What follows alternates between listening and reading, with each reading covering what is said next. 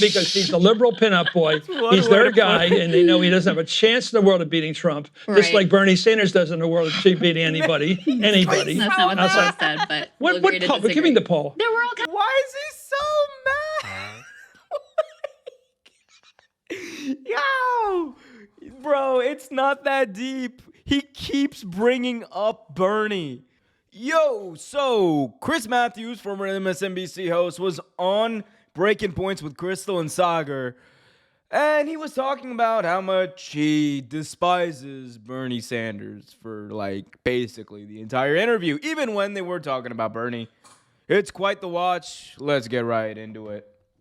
Too many voices. Too many. Too many. Oh, different voices. You can watch what's Fox, the problem and you can watch with the mainstream MSNBC media? or CNN, and you can watch different stories. So you just think optionality is what has reduced trust? Trust is the problem of all media. Options. Because you have to Options give are the bad. Look. Hey, for me, the only options that are bad are stock options. whole picture. That's a bad Like joke. you have to talk inflation, you have to talk prices, you have to put it all together. Right. And you're trying to run an American economy that's healthy. And for example, if you talk about Hunter, why not talk about Jared? Sure. Well, we do That's that. what we do No, on no, the no, show, no. yeah. Just a minute. Yeah. Who else does that? Not very many. No, anybody. Right. Anybody. Right. So nobody talks about the holistic situation of relative. Yo, and Chris Mathews says the one thing in the world that I actually agree with him on, and that is that all this talk about Hunter Biden's laptop, it's all right-wing media likes to talk about. It's all they ever spew about right now, Hunter Biden's laptops and the indictments. They indicted me, and I did nothing wrong, all that crap. But no, here he makes a really good point. Like, honestly, like, we wanted all this attention on Hunter Biden. Jared Kushner was in Trump's White House for 4 years. Not a peep from right-wing media, barely a peep from like anyone in real left-wing or moderate media even. Like nobody really talked about it. It was just kind of accepted. And you know, I mean, like you got to. If you want to talk about Hunter, there's no way in the world you can't talk about Jared Kushner. And if you don't, it's being dishonest. You're being a hypocrite. Like, honestly. So, only thing I probably will agree with Amir on is that. But, yeah, we're going to get into that Bernie stuff in a sec. Relatives and how they might be exploiting the situation. Yeah. Well, that's a problem. We agree. Because everybody who's watching, with the Wii U is right here. Okay, Yeah. okay, that's limited. Right. So who else is doing that? Well, Who else is doing the whole picture when they talk about things like who's Very talking few about individuals. inflation and the problems of the poor and everything else and homelessness and putting it all together, and you're Right. talking this one point of view, putting it all together. What happens to the average person, the middle class family that has to pay bills? When prices go up, they got to pay. When you're retired, you don't have any income coming in. That's already there. It's fixed. These are realities. You cannot hurt one group and say I'm helping the other, because when you're president, you have to put it all together. In the media, I will say this: he's using that as a way to say you can't hurt one group without hurting the other. Meaning, if you tax billionaires, it's just as bad as if you tax lower, middle and lower class, or lower income Americans. Like that's it's a stupid point to make. I don't think I need to argue about that much, but it's a stupid point to make. Like, taxing billionaires and taxing, you know, a coal miner from West Virginia or taxing someone who makes minimum wage is not the same. It just fundamentally is not. And it's the problem with the way of thinking of a lot of people who are part of the traditional media political sphere. All they see, and what you'll hear from Chris Mathews later on, right, is all you'll hear and see from Chris Mathews and the people who believe like a very similar style of politics is you have to keep the status quo going, and anything that deviates from it is fundamentally bad, because the results which are decided by politically and morally bankrupt people who run these large companies, But, like, they end up deciding, who the winners and losers are before the game even starts. Like, that's the unfortunate part of all of this. So if you do something, if you put money into the economy to help middle and lower income Americans, if you try to bolster social programs, if you try to do stuff like a stimulus check, what's going to happen? Companies are going to raise prices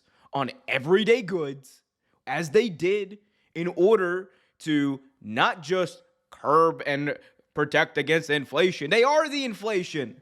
They are the inflation. That doesn't mean that inflation doesn't exist, by the way. I know it's a talking point that people are going to spew in the comments. But what it does mean is I don't believe that the inflation that we're talking about, that the rise in prices that we're talking about, are strictly and only associated with the government spending. Government spending doesn't equal, higher costs for goods. It's government spending plus companies raising prices because they know they can, and you can just blame it on inflation and just blame it on government spending. Government spending plus that can. Like, it's a morally and fundamentally wrong and morally bankrupt argument to make that case. Anyway, do you think that if you look at who watches MSNBC and who watches CNN, and CNN had experimented with Chris Licht with going independent, or rather going nonpartisan. It's a very difficult time to go nonpartisan, though. Yeah. Because you have to say, well, I don't know whether Trump won the election in 2020. Okay. Well, yeah, if you want to say that, I think you're an idiot, but that's all right.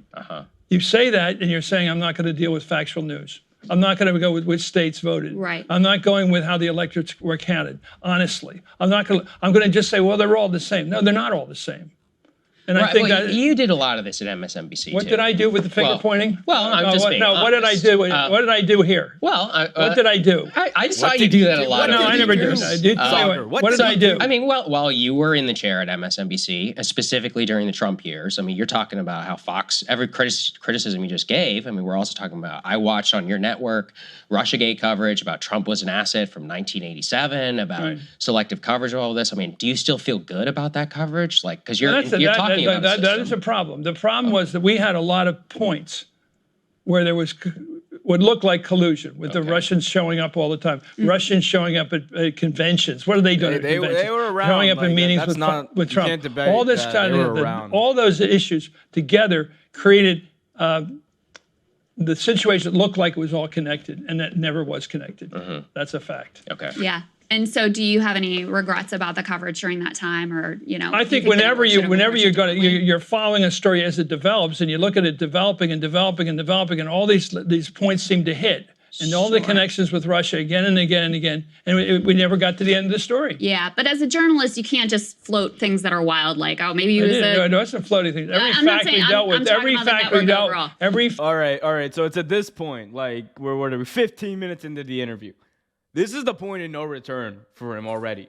Like, what Crystal just said pissed him off so much that at this point, it doesn't matter what she says, how she speaks to him. He's mad. He's just mad. He sees red whenever she talks, whenever she opens her mouth, whenever she answers a question. He's just mad. And just trust me. Again, and we never got to the end of the story. Yeah, but as a journalist, you can't just float things that are wild, like, oh, maybe No, it's not floating things. Every fact we dealt with, every fact we dealt with was a fact. But we watched, segments about, hey, maybe it was a Russian asset since 1987. Hey, maybe these P tapes, which are unverified. That was on Chris Hayes' show. Who? Jonathan Chait said that on Chris Hayes' show. A lot of veracity given to the alleged P tape, et cetera. You don't think the network got out beyond what the facts suggest? That tape, we're still waiting for that tape to come out. All this stuff is leaked about Trump. All this has come out. This man literally admitted to trying to steal the 2020 election on tape against or with Georgia officials. Yet the one tape that's eluding us is the P tape. Where is it at? Someone leaked that thing. I'm not gonna watch it. But Anyway, jokes. Did? I think that we did what we had with what we had, and we didn't have enough. Okay. Gotcha. And you didn't have enough. I guess I'm curious, through MSNBC, now that you're on, you're outside, you're independent, with your reflections of what went wrong. You know, you started in the 1990s on cable television. The country was a lot more united.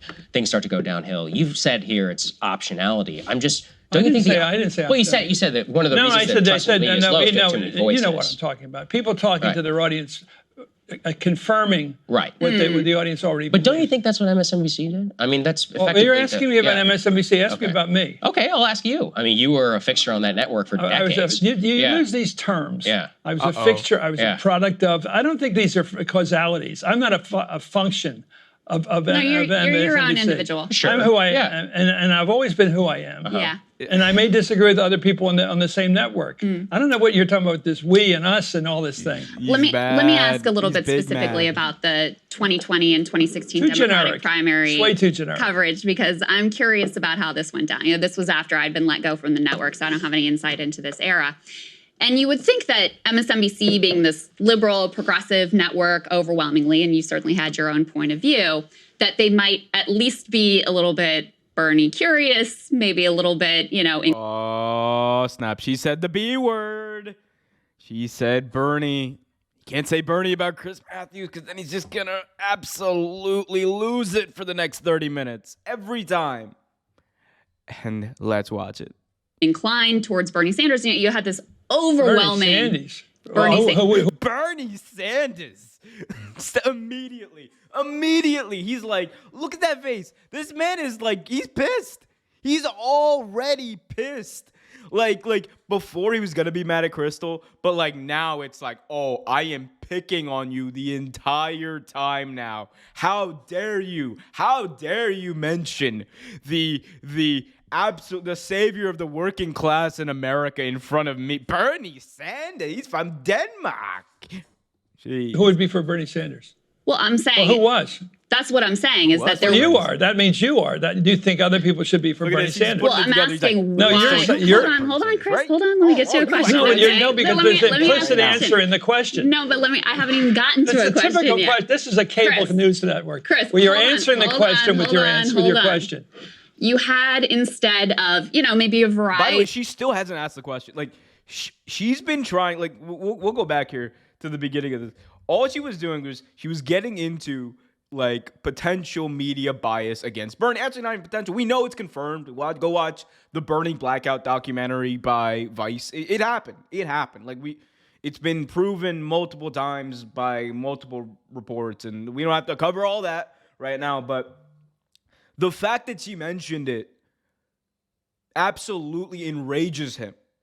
It absolutely enrages him to the point where he's gaslighting her and he's telling her, "This what a ridiculous question." And she's like, not even asked the question. All she's brought up is, "Hey, so MSNBC didn't really favor Bernie Sanders, or MSNBC was actually hostile to Bernie Sanders," what she's trying to say. Why was that the case? Doesn't even let her answer the question. Why? 20 and 2016 Democratic primary coverage, because I'm curious about how this went down. This was after I'd been let go from the network, so I don't have any insight into this era. And you would think that MSNBC, being this liberal, progressive network overwhelmingly, and you certainly had your own point of view, that they might at least be a little bit Bernie curious, maybe a little bit, inclined towards Bernie Sanders. You had this overwhelming Bernie Sanders. Who would be for Bernie Sanders? Well, I'm saying. Who was? That's what I'm saying is that there. Well, you are. That means you are. Yo, this man. Hold up. Where is it? Well, I'm saying. Who was? That's what I'm saying. Sagar's face right now. This man's like, oh, he knows what's about to go down. He knows what's about to go down. He's just like, oh, he can tell. He can tell. Is that there? Well, you are. That means you are. Do you think other people should be for Bernie Sanders? Well, I'm asking no, why. Hold on, Chris. Hold on. Let me get to a question. No, because there's an implicit answer in the question. No, but I haven't even gotten to a question typical yet. This is a cable news network. Chris, where you're answering the question with your question. You had, instead of, maybe a variety of opinions or whatever, you had an overwhelming, every single host just completely opposed to it, completely contemptful of the movement, or at times gripped by like sheer terror that he might win. Give me some examples. But hold on. Give me some examples. Okay, There's well, I'm pretty sure there's like literally a video out there of an NBC host or NBC reporter like sighing in clear disappointment, or MSNBC reporter sighing in clear disappointment of Bernie Sanders winning in Nevada. Like it's like it's not even like a question. Like that happened. Too many names. You did float that you might be rounded up and executed in Central Park if he won. So Yo, he actually said that. He did actually say that. That was right after he compared Bernie winning to the Nazi invasion of France. Yo, Chris Mathews is wild. you also No, I didn't like you Bernie. also made a Look, I said comparison Bernie to Hitler. Sanders. I made it very clear. Yes. I never said anything about Hitler. But what I'm I never said anything about Hitler. okay, there was I believe a Nazi What? Oh my! He's talking about the Nazi invasion comment. Oh my! Wait, why did he bring up? That's wild. I mean, it was kind of clear you didn't bring it up. I mean, you implied it, but I don't know why you would go back to that. But and even what mention I'm- his I name. never said anything about Hitler. Okay, That's there was wild. I believe a Nazi That's comparison. No, crazy. I But wasn't. you No. did You have to float- answer. I didn't You float it. floated that You people have to might have be your rounded facts up, straight. but this is true. You might be rounded up in Central Park and executed if he was president. Okay, so No, as one no. example, but you have to say the overall tenor of the coverage of the network was very negative. Was that individuals making choices? Was course that it like a was. voice coming down from the network? Or was that a problem of It was groupthink? individuals. It was all individual. So at your time in the Who would have network, talked to me? your Who would have boss. talked? We have lots of friends in this town. Yeah. You're certainly in touch with the network executives who want to have, be in good I with the never next got a administration. point of view told to me from anybody in the executive role. So it's just happenstance that every single person at the network hated this one particular candidate. I don't think the hate is the right word.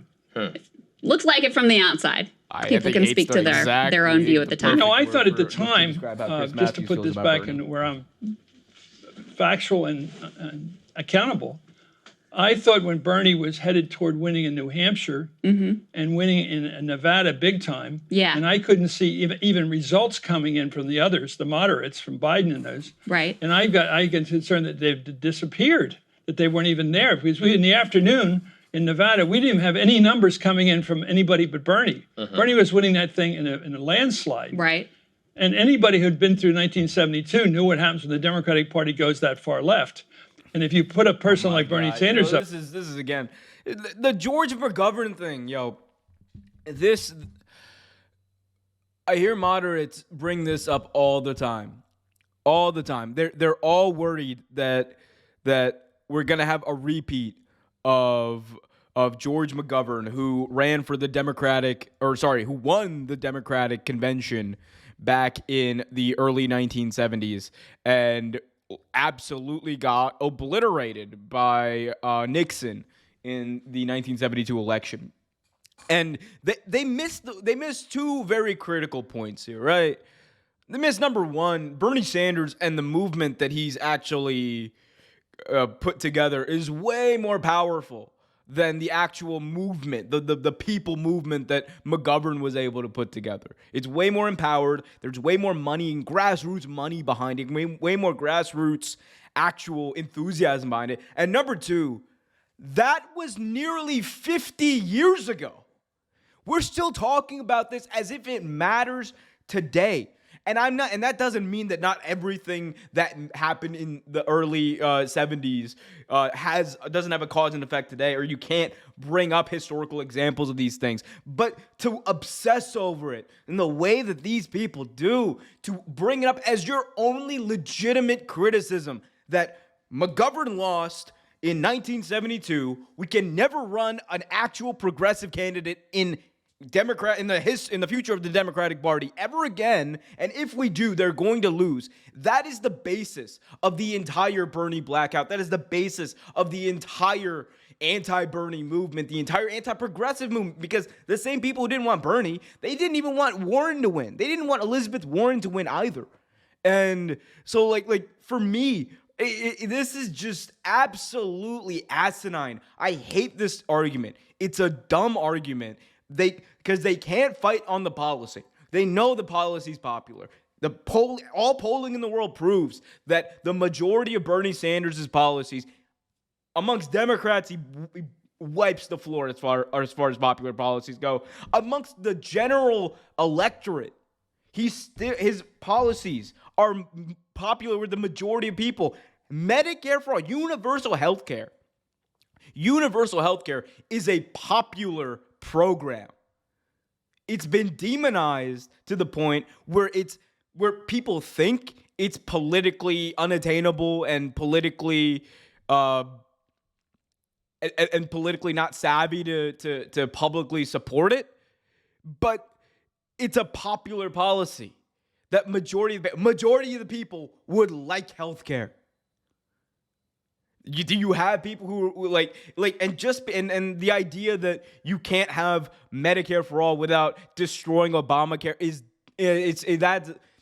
that's the biggest gaslighting argument ever, because the idea that you would destroy Obamacare and rip it away completely before you have Medicare for all passed, that's what that idea is based off. When people say that that Bernie Sanders or progressives, Elizabeth Warren, whoever, want to get rid of Obamacare or want to get rid of the public eye, all that stuff, when they say they want to get rid of Obamacare, what they're saying is the idea that Bernie Sanders and Elizabeth Warren have is to first thing they're going to do when they get in office is say, bye-bye Obamacare, it's gone. And then they're going to focus all their attention onto passing healthcare. As if they would actually do that. As if they would actually do that. Like, guys, I'm going to break it to you. It might be surprising to all the people out there who believe this, but there's no way in hell that Bernie Sanders and Elizabeth Warren, Bernie Sanders, someone who helped write the Affordable Care Act, there's no way that anyone who believes in legitimate universal health care would say, first you destroy Obamacare, then you bring in Medicare for all, and then you pass Medicare for all. No, you keep it until you pass it, and you fortify it as much as you can in case you can't pass it. But you have to have that vision. There's nothing wrong with saying that. I mean, obviously, if you're Chris Mathews, there is, but like, come on, it's a dishonest argument. Anyway, let's get it back in. Up there, it looked to me like a rerun of 1972. McGovern. Okay. And I saw McGovern got beaten in almost every state. And I thought that was wrong for the Democrats to do that. I thought Bernie was or Elizabeth was going to win. And of course I wasn't happy with either one of them. But what do you think? Why would I be happy with people that are probably going to lose? That's your opinion. I mean, that's not what the polls were showing in terms of how he was performing in hypothetical matchups against Trump, both in 2016 and in 2020. Well, but you're allowed to have that's that an argument. No, it's not an opinion. You're allowed to have that opinion. But I mean, it didn't match up with the polling let me data. let me tell you, no, the Democratic Party got together and they basically, Jim Clyburn in South Carolina delivered a 70% victory for Biden. Right. That was enough to convince the others, like Mike Bloomberg and Amy Klobuchar and Pete Buttigieg, to withdraw because they saw, for whatever reason, they saw this heading in. There's only one candidate that could win. Yeah. Now. But don't you think the media played a part in also convincing people like this is the guy that can win? Joe Biden is the one. If the media controlled thing, Mario Cuomo would be president. You don't think you had General any Powell would be in. The media has had favorites forever. General Powell, we've had a lot of favorites and they've gone nowhere. And you don't think it matters? The other way. Okay, you were at a network and your show was beloved by many Democratic primary voters. You don't think you had any influence amongst those voters? It was pretty clear that I wasn't. I mean, I think the people. I thought the people around me were probably with Bernie. I don't think there was an animosity. It's not interesting. It's true. Yeah. You thought the people around you were with Bernie. Like at the network route? Or do you mean the people who watched your show? I thought there was an ambivalence about Bernie winning and a sense of this is fine. That's all. Okay. No more than that. And I was the one horror-stricken that this is going to be a big defeat. Got it. And I think you're wrong about thinking that. So much for unity, right? Like, come on. Like, you want to talk about and this is like Chris Mathews is like someone who also like talked about the need for unity in the Democratic Party. Yet progressives united behind Biden. And he's admitting right now that he was not willing to do the same. And by everything he showed he was not willing to do the same. And it doesn't matter like how much you believed or didn't believe in Bernie Sanders, right? It doesn't matter. Like the threat of Trump was so powerful. The threat of fascism, legitimate fascism, like was so powerful that it brought like multiple people together, multiple different groups of people together, right? And you don't have to think that Biden is the perfect candidate. Like you don't have to think any of that. But like the fact is that progressives united behind Biden, progressive leaders united behind Biden, progressive voters even united behind Biden, and it got him the election and it got Trump out of office, which is the most important thing.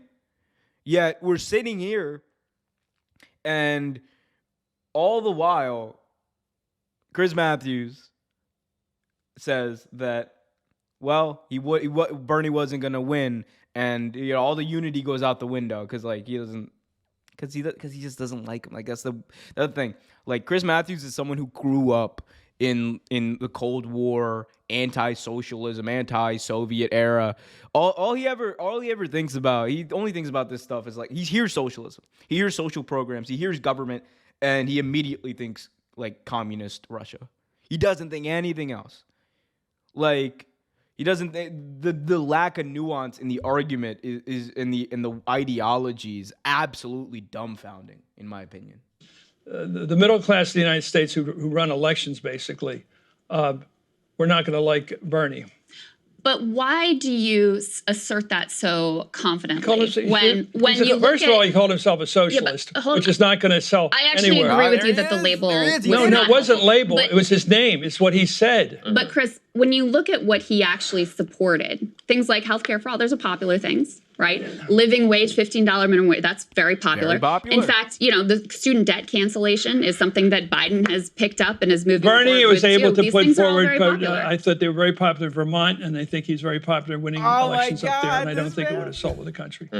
I have a question about you specifically. Not willing so to you've give an kind of inch. He's like, yeah, lionized I'm sure they were bipartisan popular in politics. You've Vermont. written books about it, Tipper and Reagan. I'm curious, do you think then, we're talking here about Trump and Bernie. Don't you think those are kind of indictments of those type of politics, the bipartisan, kind of the lionization of that, of the policies? Lionization. Yeah. Did you read my book? No, I didn't read it. Okay, so you're talking about either. I've seen the title of it. what are you talking about? Then? Talking about the neoliberal era. I'm talking about neoliberalism. Where do you think that's out of pocket? That is out of pocket. Like, did you read my book? No, I read the title. That's wild. That is like. But you could argue Chris Mathews is probably worth that response. It's pretty funny. the populist energy around Bernie and Trump both came from. Like, what is this in response to? And to me, it seems to respond. I think a lot of people are not happy. Yeah. Generally speaking, they don't. I think there's a lot of animus about power, about intellectuals or people running the show, and I think there's a lot of anger in working people about the Democratic Party. Do you think it's justified? I think there's anybody that looks down on other people has a problem. It's creating a problem. And you think there are elements, at least of the Democratic Party, that look down on people? What do you think? I think so, but I'm curious your view. I think so too. Well, I guess it comes back to then, how do we get out of this? So look, if you get, if you want to get a really good socialist newspaper, I haven't read it, so let's find one, okay? Because there isn't one, because that's what Bernie's pushing. See, he's like the question isn't even about socialism. He goes back to it because that's what he obsesses over. That's the main reason. He doesn't care about the fact that if you look up polling, which here I'll bring it up right now. I'll bring this up right now. If you look at polling from 2016, or 2020, I should say, about Trump versus Bernie, there we go. This is polling from Real Clear Politics. Trump versus Bernie. Clearly, Bernie wins by a margin of over 4 points. And every single poll from this is Q1 of 2020, all these polls have him winning. Like, to say that, let's go even deeper, to say that like Bernie couldn't win or had zero chance of winning at face value, like, spits in the face of the data that we know, because arguably he had just as good a chance as almost any candidate that was polling with Trump, including Biden. Like, so this tiresome talking point, this absolutely tiresome talking point that like, oh, he's a socialist and he can't win. Like, we'll never know for sure because it was never put to the test. But what we do know is that in polling, in the same circumstances as almost every other candidate, and I'm not saying polling is the end-all, be-all, it's not perfect, but in the same circumstances as everyone else, he performed just as good, if not better than his contemporaries who were running in 2020. That is just a matter of fact. Big government role, a lot of government responsibility, a lot of government taking roles. I mean, Bernie at this point is basically a loyal soldier for Joe Biden. So the Bernie threat is completely neutralized to the extent that it ever existed. Done. Would you say that's true? Well, you say things, and then I got to think about whether that's true or not. No, he's neutralized it. I think he's been he and Biden, I think, are on the phone a lot. I think he supported Biden. I think he knew that Biden was the one that could win. And I think being interviewed right he saw him winning the Democratic Party. And I think maybe he has a sense of history. I don't know. Bernie ran sort of wild liberal left-wing politics up in Vermont and finally beat the Democratic Party. Yeah. He never joined the Democratic Party. Biden's head of the Democratic Party. Right. He has a different role. The Democrats are not socialists. They're like Roosevelt. They believe in a little more government in places like Social Security, Medicare, Medicaid. But those issues have all been joined by Trump. Trump completely agrees with leaving Social Security alone. He leaves Medicare, Medicaid alone. He is going completely against the Republican thinking about fiscal austerity. The Democrats have gotten in. I just read this piece about new monetary policy. I think it's wacky. They just spend all you want and print the money. It's in the paper today. Robert Zoellick. Print all the money you want and just spend it. Biden and the student loan thing. Print the money, and I'll give it to you. Where'd the money come from? Where'd the money come from? Where did the money come from? Well, I'm curious. What do you think? Market rates. What are the best? What are the best and worst things that Biden has done as president, in your view? What's in the box? He won. That was the best. See, that's sarcastic. Oh my God. Okay, come on. What do you expect her to say? Like, you said it. Like, Chris Mathews said it. He's like, what's the best thing Biden? He was like, he won. Long pause. Like, of course you're gonna be like, is that it? Like what? Why is he mad? See, that's sarcastic. That's a cheat. That's fine. Right, I think infrastructure was important. I think he should have done a bigger infrastructure bill. Okay. I think, although it may inflate the economy again. I think that next year could be very bad for the economy with inflation, and that hurts everybody. Yeah. You talk about spending more money, and you have the goals for spending, but every time you spend, you're taking money and inflating prices. It's just going to be. You can talk all you want about getting rid of inflation. It's never going away as long as the money's being spent. So what about the worst? What are the worst things Biden did as president? You mentioned student loans. I think there's an old rule of Churchill's that you never promise something you can't deliver. This man can't let Churchill Don't say you can all get he ever people talks about is Winston Churchill. from student loan debt. It's their debt. They paid them. They made the decision. They're getting their career opportunities out of it. The people in the United States, the middle class, and all right. This man, like every tiresome talking point in the book, he's got a spout. All right, they made the choice at 18 years old, before their brains were fully developed, to take out in some cases tens, if not hundreds, if not tens of thousands of dollars in student debt, because don't get me started on this one. Like, this just shows you like how like absolutely out of touch, callous, and just like ingenuine some of these people are. Like, they don't care. They do not care about doing what's good for you or telling. I'm talking about the media here. They don't care about telling you words that are good for you. They just care about getting their own opinion across, right? Like, and I'm a commentator. I just do this. I'm just goofing around here. I'm not serious. But this is absolutely like dumb.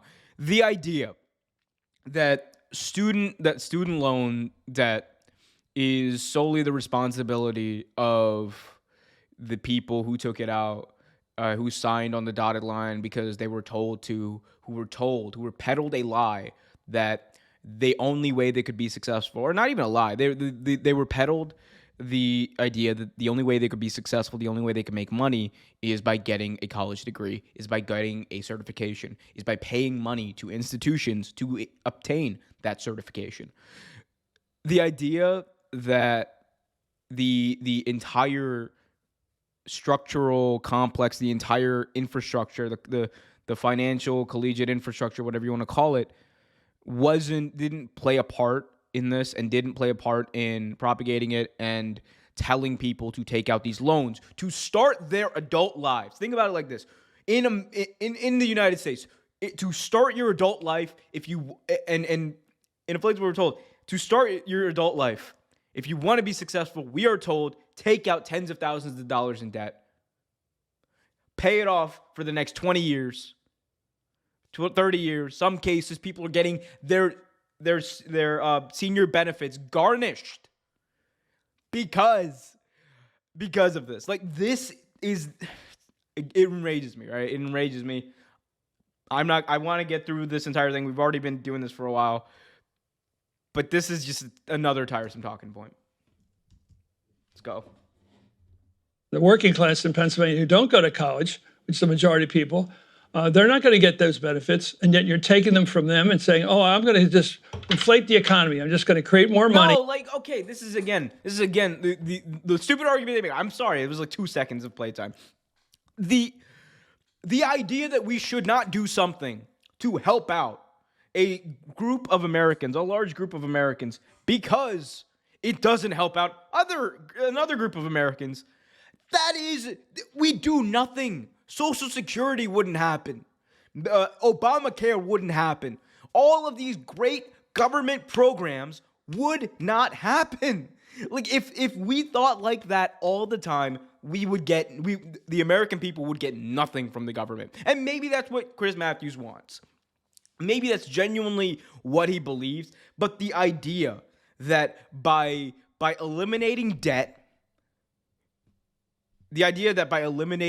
for some people, it is somehow unfair or whatever, that by that logic, giving healthcare to people, some people and not others, is unfair, and no one should have healthcare. Do you see, like, how that is not a good argument? Like, I sound stupid saying that, and if I do, it's because I was trying to on purpose. It's not a good argument. It's on the surface, just like this thing, all of his arguments, like, on the surface, they're just so easy to debunk. Like, come on. They drive all the prices up to pay for student loans. Well, that was irresponsible because he couldn't do it constitutionally. He had no right to do that. The courts are not going to back him on this. Yeah, I mean, they've already vacated, and people's payments are going to be resuming very soon. Some commentators we've seen out there have been floating that we're on the verge of a civil war. You love history. No, let me do it. I'm going to go back to you because this argument about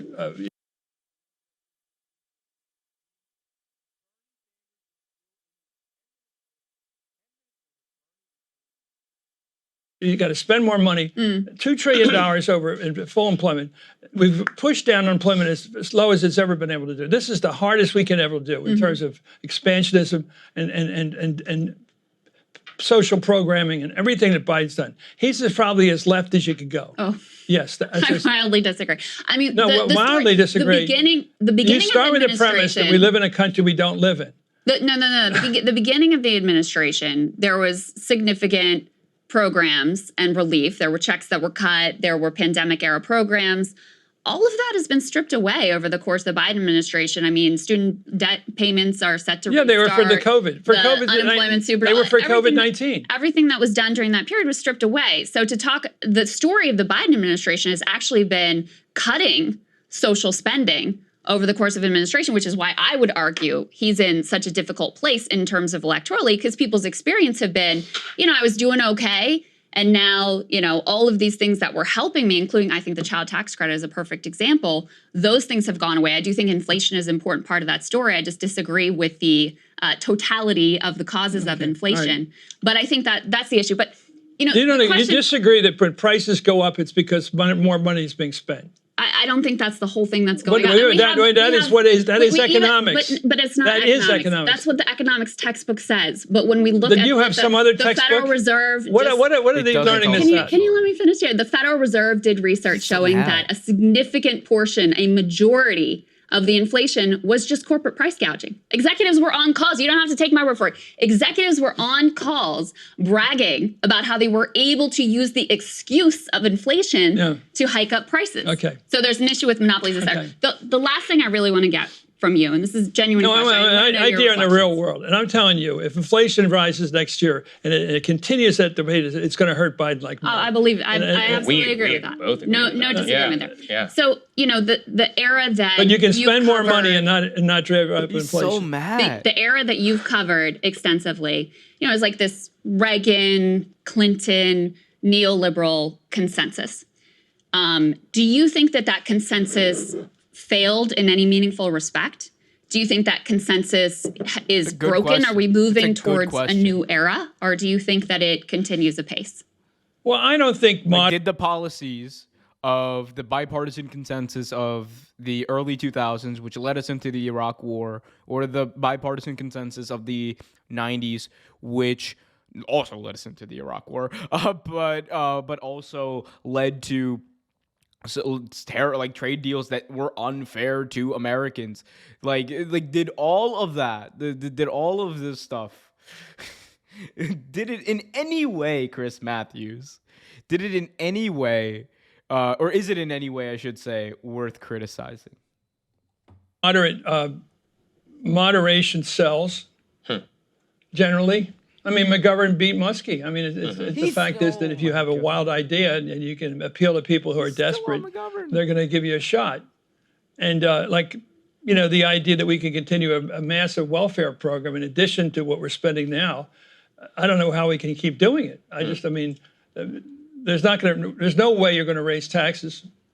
I can't think of how you can raise taxes with a Republican Congress right now.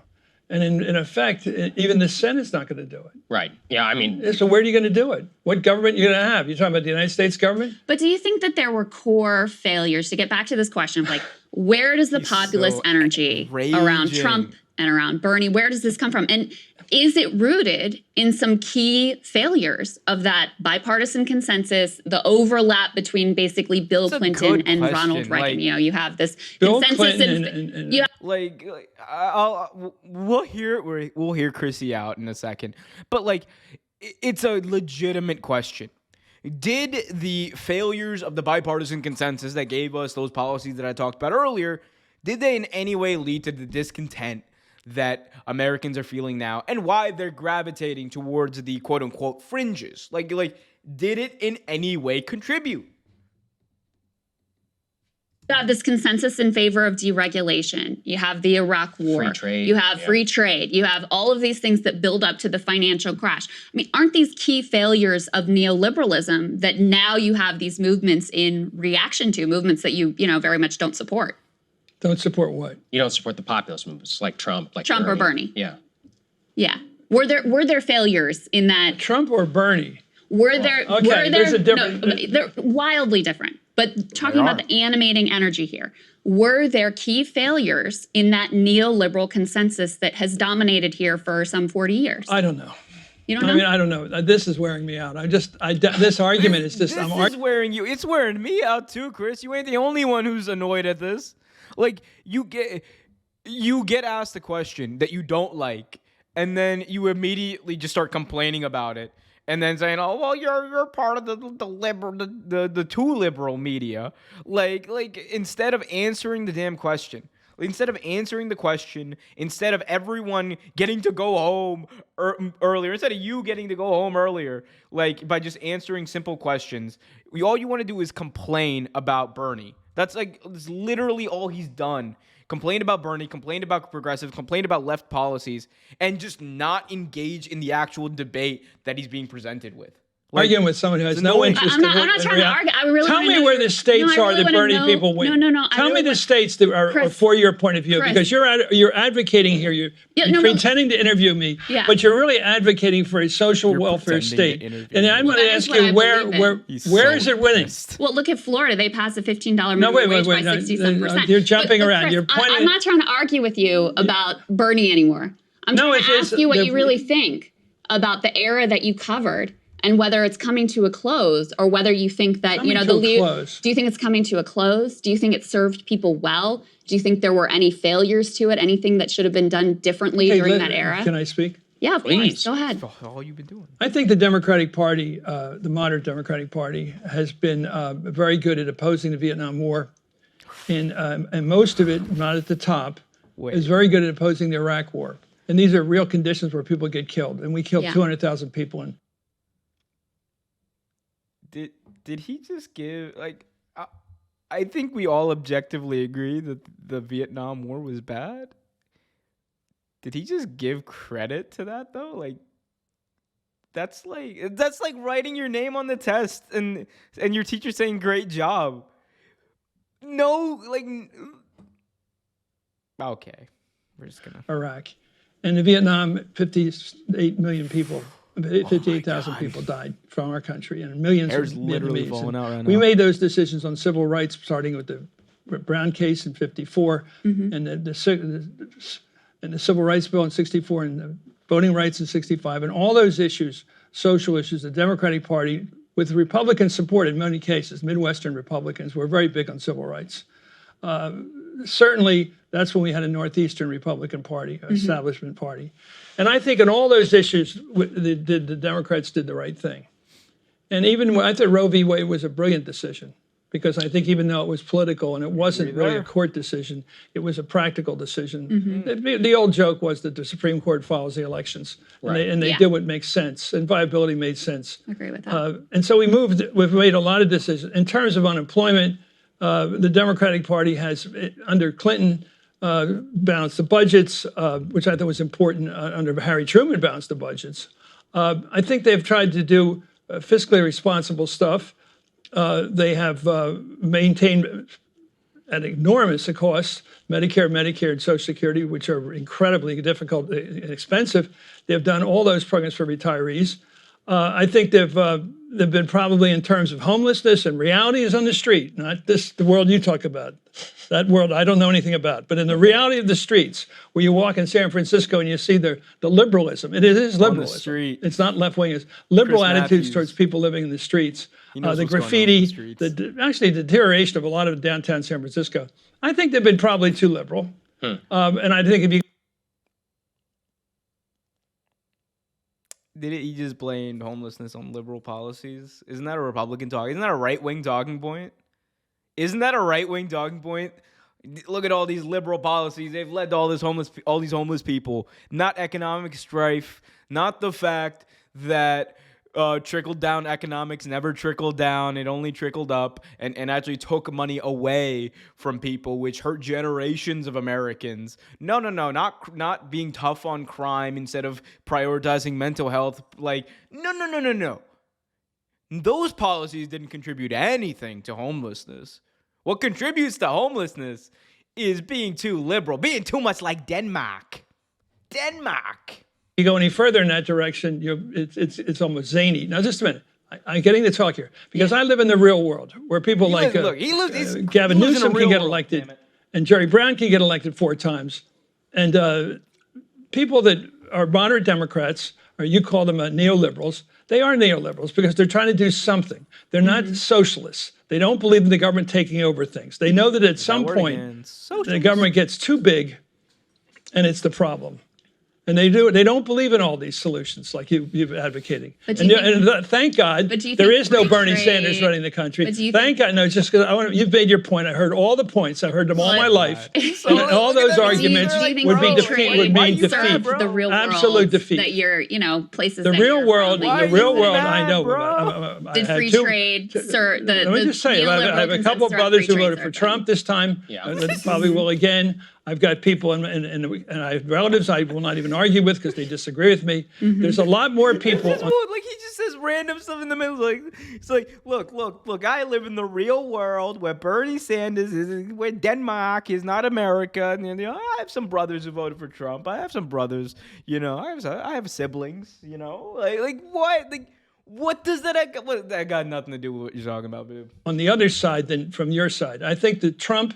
Probably in the latest polling in Pennsylvania, he's 1 point ahead. Yep. In Michigan, he's even. Virginia, he's running even. I think he's probably going to pick up a couple points in the next few weeks. Yeah. Because every time the courts go after Trump, every time the prosecutors go after Trump, every time they go after Trump, and they are all right in these cases, I believe completely right, his microphone gets bigger. Mm-hmm. He is louder because if you attack somebody, they have a right to respond. That's two things we agree on. It's the issue with running a Trump-centered election. No matter what, even if you're running an anti-Trump campaign, no matter what, you are at the mercy of him setting the narrative. And the issue with Trump controlling the narrative on all these things in the media and in the political space, the issue is that no matter what, no matter what you do, it's out of your hands, out of your control. That's why it's important for politicians, no matter what office you're running for, to actually have a clear vision you're running on. Can anti-fascism be a part of that? Of course, and it should be. We should not allow fascists to try to steal elections, right? But the idea of running an anti-Trump, solely an anti-Trump campaign, or mainly an anti-Trump campaign, Democrats got away with it, and we all got away with it in 2020 because Trump was just so objectively awful, and he's still objectively awful. The issue is that people were feeling it in their pocketbooks against Trump last time around, and they're still feeling it in their pocketbooks, but Trump isn't president anymore. So I think the real issue here for Democrats is making sure that you're putting forward a vision and not letting Trump have, and that's the not just Democrats, but the media too. And I'm not saying the media needs to put forward a vision. It's a big deal. I'm not gonna lie to you. It's a massive deal when a former president gets charged with one indictment, let alone the myriad of indictments that Trump's been hit with. It's massive news, but you can't just become the Trump news network every 4 years. You can't just let him control what you're talking about. It was part of the issue of when Trump was president and why I mean, it contributed to both people getting really hooked on Trump as much as they did, and I think tired of Trump, at least in the DC sphere. Part of the issue was every news story was about Trump. Every news story was about his tweets. Every news story was about Trump. And it drew ratings. It made a lot of money. But at what cost? At what cost, right? And at what cost to the media and their own credibility? That's the real thing that's been lost. That's why independent media is so popular nowadays. That's the key thing. When America is, if you're under attack, for whatever reason, you get to talk. And you get a lot of opportunities. So he's going to have, I don't think he'll go to this debate this week. I think he's probably going to wait outside. He may even get arrested during that time. He may do anything, but he's not going to let Chris Christie grab the front page of the New York Times away from him, because all will be is Christie attack him, and he's the liberal pinup boy right now. You'll hear about him a lot on MSNBC and CNN. You'll hear a lot of him because he's the liberal pinup boy. He's their guy, and they know he doesn't have a chance in the world of beating Trump, just like Bernie Sanders does in the world of beating anybody. That's not what the poll said, but what poll? Give me the poll. There were all kinds. Why is he so mad? Yo, bro, it's not that deep. He keeps bringing up Bernie. He just can't help himself. He has to. Like, this is ridiculous, dude. You've made so much money in your career. You have a platform. You're one of the few people who was able to walk away from all this, have a platform, and all you do is obsess over Bernie. He lost. Bernie lost. Newsflash, Bernie lost. You won the battle for the Democratic Party, or whatever you want to call it. Like, it's over. You won. Why are you still mad? Like, come on. No, give me one. Just give me one now in real time. No, you're not looking them up. Tell me the poll. No, give me one poll. I'm just challenging you on your basic idea. You have the platform. You have the platform. Hillary Clinton was the electable one. How did that go? How did she do at beating Trump? What is that? This is called whataboutism. You're making a case about who would have won. I can tell you who didn't win. Hillary Clinton didn't win. God. Yeah. Yeah, and that was the person who, at that time, your network anointed as this was the one who's electable. I was pushing Hillary Clinton. Okay. I was pushing Hillary Clinton as a candidate. I'm going to be respectful. I like Sherrod Brown. I like people like that. Yeah. I like some people on the left because they have an ability to talk to people the way they live, and not this performance. Sharon and Bernie have some labor supporting. I don't. Oh, that's it. See, it's a performance. It's ingenuine. It connects with people on a human level. Therefore, it can't possibly be real. It has to be a performance. It has to be a dupe. People are getting duped. I feel like, come on. Like, this is... He just obviously does not... Like, forget progressive. I don't think it's about ideology. I think he genuinely despises Bernie Sanders as a human being. I mean...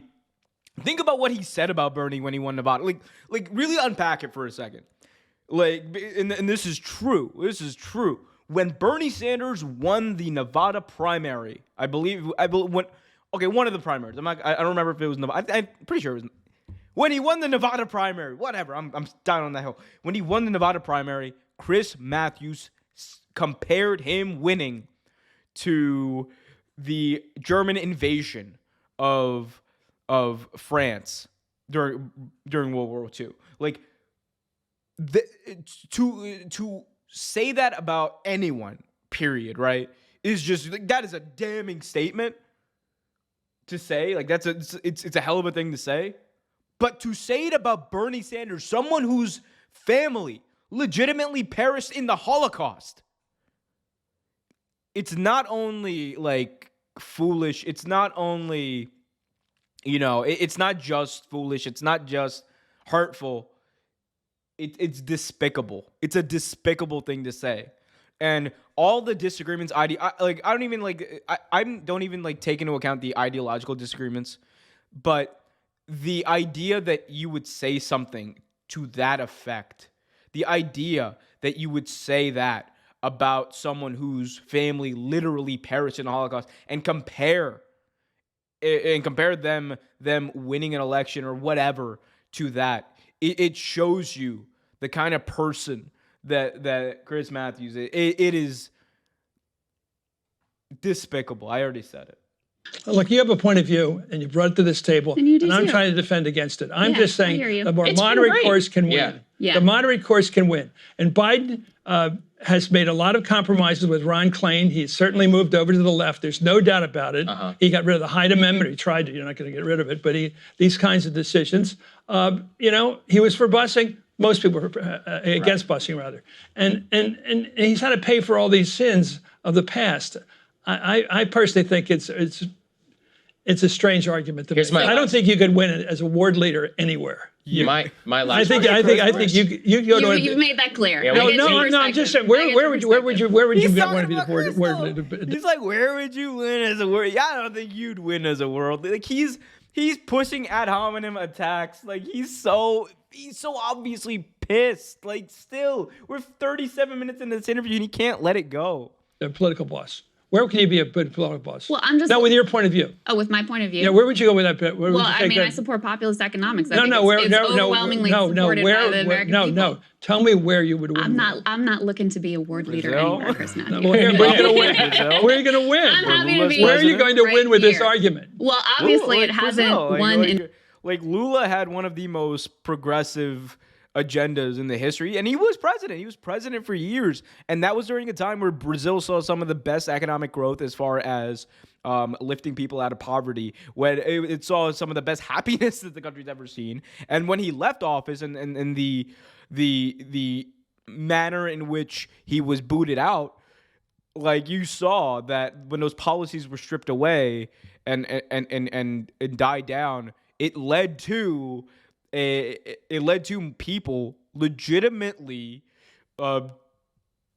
rebuking a fascist in Bolsonaro to going back to support Lula because they knew that his policies worked. Like, so Brazil is the prime example. In a Democratic primary, especially Progressives given can the win fact that, I worldwide. think It happens. Democratic voters are very concerned about electability. And I get that from a perspective. But my view is the media really shaped and informed those Democratic primary voters of who was actually electable and who wasn't, and that the evidence, that was an opinion, Let me just say this, if evidence-based. I had wielded this kind of power in my role for 26 years, I would have felt it, and I never felt it. Okay. I felt I was up against the left, and I had to argue with them. I felt I had to challenge people like Hillary included. I think the idea that Hillary was too conservative for the country is ridiculous. It's ridiculous. There was a lot going on with Hillary. The idea that Yeah, but you talked about likability. Wasn't that an issue? Not in that context. Yeah. Hillary's a very likable person. Okay. Come on. But how do the American people feel about it? How they feel about it, how they react to her. Yeah, they obviously they went more vote for her than for him. But he won the Electoral College. Right. Yes. And how could that happen in a world where Bernie rises supreme? Well, We because don't have he to tapped- litigate Bernie. No, but when you say Bernie, Yeah. He is tapped what into a similar populist anger and backlash against the 40-year neoliberal consensus that brought us wars and bad trade deals and hollowed out a good portion of the country. So I think they're that's why I think they're Bernie would have been a ideologically better matchup absolutely against different. him. Absolutely But different. listen, it's a counterfactual. Yeah. We'll never know. No, we do know. We know. Ask Bernie's foreign policy. Ask about the world. Chris, He sees it. thank It's totally you. different than Thank you Trump. for joining us. We really appreciate your time. We weren't trying to. We Yeah. really want to I hear what you think have to we've say. learned more about your point of view than mine. Oh, people know my point of view, but so But it angry. just doesn't sync with anything. I've been involved in politics, and I can tell you that the Bernie argument. He's a likable guy. I don't see the country outside of Nevada and those primary voters voting for him. Okay. Nevada's a working class state. I think though. you've I made don't your think you position paid very attention in clear, the 2016 and we election, appreciate your time. but Yeah, okay. thank you for We coming. haven't in, Chris. talked It's nice about to the see world you. today, about democracy and the situation we face today, and I think that's been a problem because that's the biggest thing I want to talk about. I thought the lead Go ahead. item. Yeah.